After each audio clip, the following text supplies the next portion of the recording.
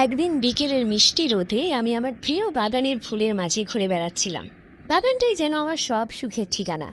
প্রতিটি ফুলের ঘ্রাণ আমাকে এক অপার্থিব আনন্দে ভরিয়ে দিত। কিন্তু সেই দিন হঠাৎ করে বাতাসের গন্ধটা বদলে গেল। চারিদিক কেমন যেন একটু ভারী, এক অদ্ভুত নিস্তব্ধতায় ছেয়ে গেল। আমি পিছনে ঘুরে দেখতেই আমার চোখ ছানা বড়া হয়ে গেল। আমি দেখলাম একটা ঘন সাদা ধোঁয়ার কুণ্ডলী পাখি ওপরে উঠছে। ভয়ের এক তীব্র শিহরণ আমাকে আচ্ছন্ন করলো।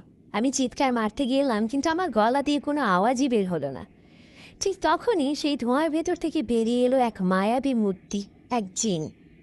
জিনটা আমাকে চোখে পলকে এক অচেনা জিনের রাজ্যে নিয়ে গেল। সেখানকার আকাশ ছিল বেগুনি, আর গাছগুলো থেকে মৃদু আলো ঠিকরে পড়ছিল।